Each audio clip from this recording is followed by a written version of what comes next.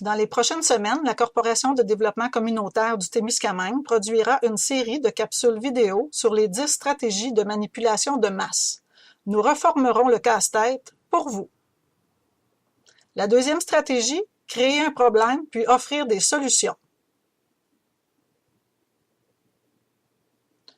Un gros coup, peut-être, est celui de l'attentat du 11 septembre 2001. Nous disons bien peut-être, nous ne saurons jamais vraiment, mais nous y avons toutes et tous pensé. Un coup monté? Pourquoi? Les terres où se trouve le pétrole en vaudraient-elles la peine, selon vous?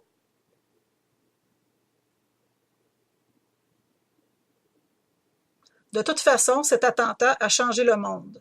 La réaction du public a été extrême. Une solution nous est proposée, trouver les coupables et les abattre sans plus de procès. Combien ont été abattus inutilement depuis, au nom de la sécurité?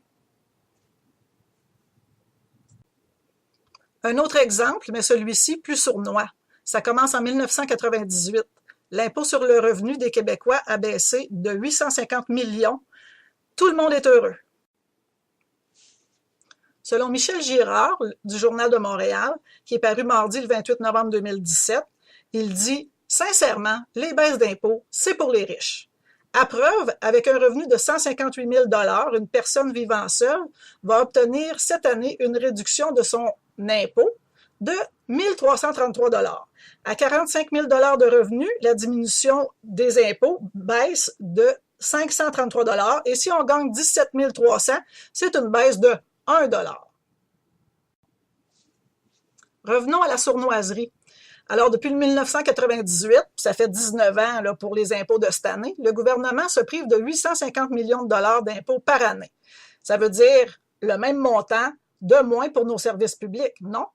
Et c'est juste une seule baisse d'impôts. Ça veut dire 16 milliards 150 millions de dollars. Et comme nos services publics ne sont plus performants par manque d'investissement, il y a le médecin qui dit « Si ça peut vous remonter le moral, notre service est aussi dans un état critique. » Alors, on nous propose une solution. Vous savez laquelle? Et qu'est-ce qu'on nous dit depuis? Serrez la ceinture. Vous avez la personne riche qui dit « La ceinture, encore faudrait-il que je la trouve, pour peu que je veuille bien la chercher. » Dans le milieu, on a la classe moyenne qui dit « Serrez la ceinture, mais ça va finir par se voir que je fais du lard. » Et puis, c'est toujours moi qu'on ponctionne ou qu'on coupe. Et vous avez la personne pauvre à l'autre bout qui dit « Encore un cran, mais oui, il est pendu. » Collectivement, nous sommes forts.